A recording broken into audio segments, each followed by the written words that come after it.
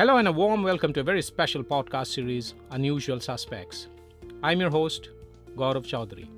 This is a series about unraveling stories of entrepreneurs, investors, and businesses that are disruptors, yet not in your face. Their disruptions have consistently delivered on the purpose and the mission they've embarked on. Their values are as strong as the mission. While they're ruthless in pursuing their ambition, they don't stray from being leaders who are not just admired for the vision and relentless pursuit, but also for how they're building an ecosystem of believers who consistently push the boundaries. They allow principles to take precedence over ad hocism. For them, profitability is as important as scale, creating and leading new categories and innovations. In each episode, I speak to one such leader, talking to her or him or them about their businesses, lives, inspirations, interests, challenges, pivot moments and turning points, successes, failures, agonies and ecstasies, and of course, little joys. It is as much about their personal life stories as about their entrepreneurial journeys. Unusual Suspects streams on Earshot.in, Spotify.com, Apple Podcasts, Google Podcasts, MoneyControl.com, and a host of other podcast streaming platforms. For this episode, I'm delighted to have Chocko Valliappa, founder and CEO of Vee Technologies. He founded social enterprise Hiremee, a platform that connects young talent from Tier 2 and Tier 3 cities to potential employers. A fourth-generation entrepreneur, Chocko Valliappa's passion for community development led to the founding of Hiremee, an assessment, rapid skilling and job platform for pro bono assessment, rapid skilling services, as also helping find relevant jobs for millions who are joining the queue of hopefuls every year. A graduate from Christ College, Bengaluru, Chocko did his textile technology and management from the South India Textile Research Association Citra and advanced research in the Czech Republic. A cycling and fitness enthusiast, Chocko pedals away during travels and always takes the stairs. Welcome to Unusual Suspects, Chocko. Thank you, Gaurav. Nice to be here. Thank you. Okay, we'll start off with a very basic question for my benefit and also for the benefit of our listeners. How would you describe Hiremee as? Is it a deep tech company? Is it a hiring facilitator? Or is it something else? Chocko? So I think, Gaurav, it's actually a mix of both. So, it is a recruitment platform, which is also a bridge which connects the employers to academic institutions, colleges, and students. But we do also use deep tech, especially in terms of AI. We use chatbots for some question banks and then RPA. So in many ways, it encapsulates both of it together. Hiremee conducts company-specific assessment tests to pre-qualify job seekers, including coding capabilities and psychometric tests, which help companies deploy HR resources for personal interviews and other selection processes. Explain it to me. How does this work, Chocko? This actually, I took over hands-on in terms of recruitment in our institutions. We run a group of colleges in Salem and Sona institutions and Tyagaraja Polytechnic. I was left to handle the recruitment there. And then I saw the plight of the students. Literally, I say the plight of the students. The entire recruitment industry is based on each company is going to campus, and the campus actually determines the job. It's not the students. So if you have a great student in a non-descriptive college, he or she may not get a job. So very often I ask people, I said, where did Abdul Kalam study? Abdul Kalam graduated in Tiruchinapalli and in St. Joseph's, Tiruchi. So how many colleges go to, say, Tiruchi to recruit students? Because if you don't, you'll miss one of India's best presidents. Similarly, for chartered accountancy exam, the topper comes from Salem, actually, incidentally. So talent is distributed everywhere, but how are we going? And then as companies like, Vee Technologies, we recruit about close to 200 or 300 students a month, roughly. And we were going to 200 campuses. Then I said, my own company is going to 200 campuses. And then we keep assessing. Then I asked them, the bigger problem is the rejections. So whenever you go to the top companies and you ask them how do they hire, they say, oh, they hire the top 5% of the class, which was the case in Vee Technologies too. They said, oh, we only hire 5%. I said, that means you rejected 95%.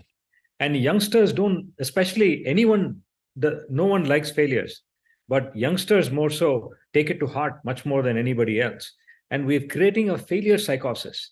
And that's when I said that we needed somebody. So I saw both these problems, what an industry is having and an institution is having and a student is having. So I said, we need to bring this together. And that's exactly what Hiremee does. It brings in students and job and hiring companies together in a platform. Very interesting that you cite the example of our former president Abdul Kalam. And that's a case study of how actually talent is hiding in various tier 1, tier 2 and mofussil towns in India. But since you are a facilitator platform too, you are essentially matching skills with jobs and matching job seekers with employers. What is the challenge that you see? What is the biggest barrier that you see among students or among job seekers in tier 2 and tier 3 cities compared to those in the metropolises or the so-called better colleges? Chocko? Yeah. It's actually a very relevant social problem that we have in India because of these urbanizations like Bangalore or Chennai or Salem or Hyderabad, so they're all major tech cities. And if you're in a place like Salem, which is where my institution was, it's 3 hours from Bangalore, 2.5 hours from Coimbatore, 4 hours from Chennai. And what happens is that when a company goes to recruit, they normally recruit in their backyard. So, and they leave talent aside. So that's where we try to bridge. And it actually, I know you said tier 2 and tier 3 cities. So we just did a statistics and we said that 60% of what Hiremee has assessed is from tier 3 and tier 4 cities, which is brilliant. I'll give you an example. There was a company called National Instruments, which came in a couple of years ago and said they want to assess from us. And we said, they gave us the list of 15 colleges. So we said, we'll recruit from these 15 colleges, but can we also go and look at our database and find out the brilliant students there? So we found a student from Gubbi in Tumkur. We found a student from Orissa. So these people would never have come into the mix of National Instruments radar, but for Hiremee. That's right. Just to understand the way you function, the students don't pay anything for this assessment that you carry out. For companies also, a vanilla platform is for free. How do you earn money and what is the business model? See, it's actually the original business model. There was no business model. There was only a mission, and the mission is to provide employment for youth, because India has a problem which people don't realize it as much. We need to generate 12 million jobs a year. Let's break it down. 1 million jobs a month. If you had to generate 1 million jobs a month, it's one job every 1.28 seconds. Between now and now, a job needs to get created. But are we ready for it? We are not. So I said, what can I do as a citizen of India to help India and help the youth who are coming in? Because we are the youngest country in the world and we have a population as big as America, less than 17. So how can we harness this talent and bringing it to the industry? So I said, let me do my part. And when people used to ask me, what's your profit model? I said, it's ROK, it's not ROI, return on karma. It was the whole basis was I'm trying to get a place in heaven. I'm trying to buy a piece of real estate, and I don't know how it is. So I'm trying to earn as much karma as I can. But but reality-wise, my team came to me and said, "Listen, you're funding us, and you're continuing this thing. But if anything was to happen to you, what happens to us?" So that's how we generated a second model called Hiremee Pro and Hiremee Gold. So what Hiremee Pro does is it basically the companies come in and assess the vanilla assessment, as you called it, the CSR assessment, which is free. And then they have to have one more test, which is a company-specific test. For example, we assess people in 40 different coding languages or something like that. or take a deep down approach for company specific questions. If they are in, say, healthcare, we may have asked them healthcare questions or something. So that was the goal model. Instead of choosing some other assessment company to come, they would choose us, and we're trying to make it self-sustainable. And then we realized that the students were also, many students aspire to go into, say, an Accenture or some company like that. But when you assess them, like, they're not competent to join an Accenture or TCS or Cognizant or anybody like that, but their aspiration level is there. So then we said, what is it like, so we called it Hiremee Gold, and we said that, can we bridge that together?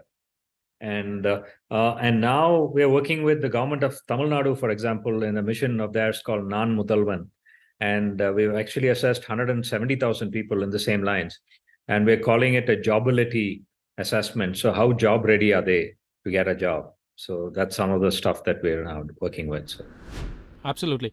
But how do leveraging the power of artificial intelligence, analytics, machine learning to not only help workers and find jobs that match their skills, but also help employers to find the right resource at the right price, at the right place, and the right moment? How, to what extent does it help client organization lower their hiring costs? Chocko? Yeah, actually, it's a very good point, Gaurav. So, Flipkart has actually done an assessment, and they've said that they've reduced their time for hire and the price of hire as well. And the major component is Hiremee. So Flipkart is a proud customer. We're proud that Flipkart's been using us for a number of years now, and we're glad that we've helped them in that hiring. So what we do from an AI perspective, we use AI to proctor, first of all, if the assessment is being taken by the right person, matches the photo with the person taking the assessment, and is the person listening or seeing something and writing, or somebody else is we can look at the eyeball movements and those kind of stuff, and then make out if the people are copying or not. And so which is actually, during COVID, it actually became a huge revenue model for us, because a lot of institutions were relying on Hiremee we called it Hiremee Pro X, and for examinations, and it was using the same AI proctoring to make sure that those people are writing the examinations, and which is another revenue model as well. So that's one from an AI perspective. So then we also use chatbots to do question and answer filtering, question filtering. So we have a question bank, and then we use chatbot to look at some of the questions, modify the questions, and assess. And the another huge thing which the employers like is a filtering mechanism. And so we're able to actually filter through the various. So for example, there are 1.2 million people who have enrolled in the Hiremee platform, and about 660,000 people are actually finished their profile. So going through all of that, so how can you filter if you're looking for a job? What does that job role require? So any job role will require three basic aptitudes: verbal, quantitative, logical. Right. So how important is this mix? How can we triangulate it? In a scale of 1 to 10, how important is analytical skills, or mathematical skills, or any of that? So on a scale of 1 to 9, so you lay the snake in whichever way you want, and then only people on the right side will show up. And that's a huge thing for employers, because they can immediately filter the people, and only the people filtered will show up on the right side, and the thumbnails are there, and you can actually click that, and you get a 20-second video, and you get to see the person and see how they're communicating, for example, and then shortlist them or reject them, right? So this reduces the time. And then we are also integrated with the National Career Services Portal, Ministry of Labor and Employment, and to facilitate this on a larger scale. So. How many students have you helped facilitated their employment so far? So we've done about close to 220,000, Gaurav. So they've got to the next stage of actually meeting the recruiter. So they've got a call from the recruiter. So we are a matchmaking platform. We bring in the person who requires a job and the person who wants to hire, and then after that we don't know, don't monitor exactly, because we just bring that platform together. So and that's what we've done. So 660,000 people have taken they finished the assessment, and about 1/3 of our people have actually got employment. So more recently, just last month, we conducted the HEAT Hiremee employability and eligibility test, and there were 30,000 people who registered. And the result is, I mean, just this happened like just a couple of weeks ago, and already 1,000 people have already got offers. And we expect that to keep doubling every week in the next couple of weeks. So, Chocko, you carry out an objective evaluation of verbal logic and quantitative aptitude personality traits, communication, computer, coding skills, and across 40 plus programming languages, and also core technical subject competencies. This would essentially imply that only engineering and technical student would mostly avail of your services. What about those who are not pursuing engineering or technical courses? Say, for instance, someone who's in the liberal arts space, or more specifically, how about people who are seeking sales jobs? yeah, so actually, I mean, so though it's a technology platform, so it might get connoted to be a technology, focused or something like that. 47% of the people who have taken the assessments and who have got jobs are actually non-engineering. So, Flipkart, for example, Yes Bank. So they are not technology per se. So Yes Bank is using it for across the board recruitment, and Citibank has been using that platform too. And it's basically an assessment engine. And then Hiremee Pro, for example, is being used by Conferry in America. So they like the way that we are able to customize the question and answers for them.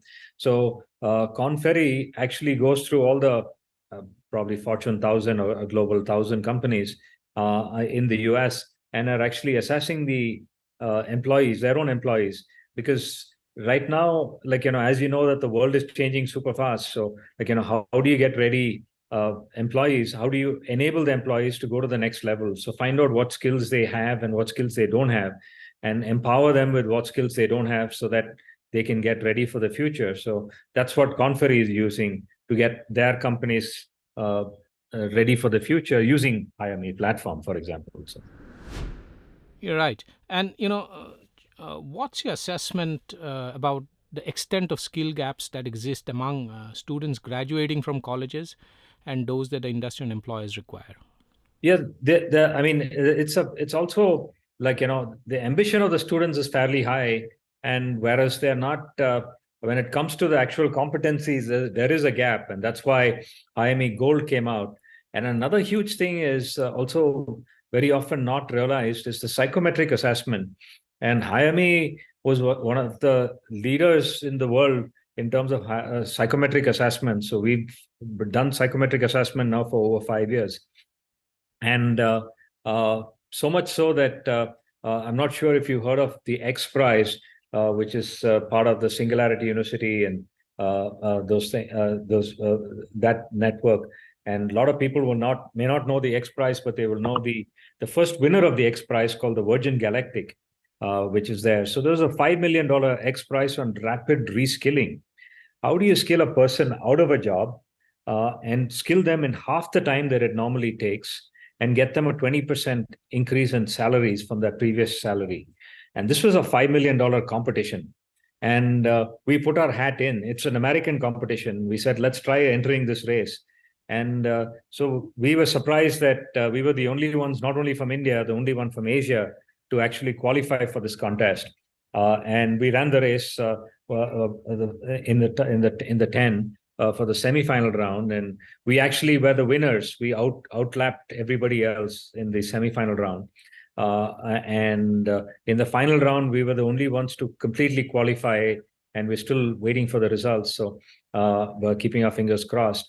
But that just shows that, here, what played a lot is a psychometric assessment. We found the right person for the right job. In this particular case, we took healthcare industry. which is non-engineering to your question. And for healthcare assistant who we train, we wanted people with high empathy. Because if you don't have high empathy, you might be a great student and you may ace the class, but if you don't have empathy, you won't be in the job. Like you won't enjoy the job. So that's what we try to do is to, and it's totally non-engineering in healthcare. We went in, we run it, and we prove to the world our belief in meeting the right aptitude and the right psychometric mindset for the students. You also carry out objective evaluation on behalf of colleges and universities, in the sense that you also help colleges and universities across India conduct midterm and semester examinations for students using an AI-based secure platform. How does it work for the colleges? So this thing came out during the COVID, like I was mentioning earlier. So when COVID hit, colleges classes were normal. Everyone was surprised how classes transformed, right? Using Zoom or Teams or whatever, people started conducting classes. But when the problem came for assessment, right? So a lot of assessments were done just straight off the bat, open book and things like that. So which meant that the students, we are not assessing the students properly. So that's when we said that let's try assessing people using our AI proctored exam. And then earlier we just had the face assessment. And then we said, let's do an online assessment. And then, which is 100% video capture. And then we said we can do another thing called live assessment. So this is a live feed. So you put the mobile phone and start writing the exam, and your invigilators are actually monitoring you remotely. So it's like writing a normal exam, but with somebody else invigilating, which is your mobile phone here. So those are the things which we took forward. And then now the colleges who used it said that this is a brilliant platform to actually assess. So because when you have invigilation, how much do you have? You have 1:20, 1:30, 1:50, invigilators to a student. But this way, it's actually a one-on-one invigilation, and you're actually looking at it on a finite basis. And then if you actually map the AI proctor to the assessment, you can actually find the reaction of the student to each question and answer. And that will actually give you a different insight if you were to look at it. That's something that we're not doing right now, but it's a potential thing which can happen out. So. Chocko, final question. You are sitting on a repository of data about jobs and skills, particularly about the number of jobs that are available and the kind of skills that are required. So that's a market that people are trying to, and policymakers have been trying to crack. A productive job obviously is the best form of inclusion. It is also a metric of how companies are expanding, and it also is a marker for to gauge economic activity. So the more the jobs that are out in the market and the greater the hiring activity, it also generally correlates to greater economic activity. What does the data tell you about the current jobs creation scenario in India? So I think from a Hiremee perspective, Gaurav, so I think we see, especially recently, post the tech meltdown in a way, some of the technical jobs, for technology-based recruiting is coming down, softening down a little bit.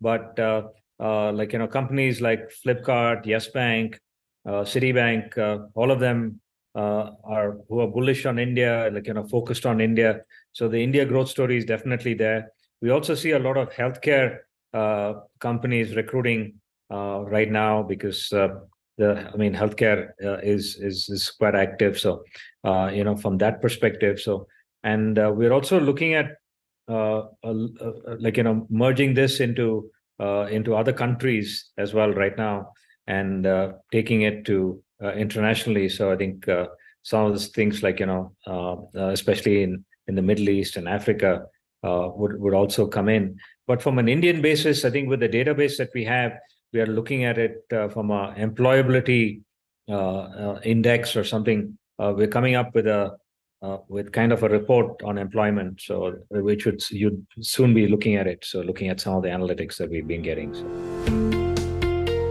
Thank you, Chocko, for these very deep insights about the job market, the skills that are required, and the kind of talent that is available in tier 2, tier 3 and tier 4 markets, the kind of skills that companies are looking for to fill the positions, a view about the current job scenario, and also about the broader issues of matching skills with jobs, particularly what kind of skills that colleges and universities probably need to impart, and how do you go about assessing it. Thank you so much for dropping by and taking the time out to have this conversation. Thank you, Gaurav. Thanks a lot for the opportunity. Thanks so much.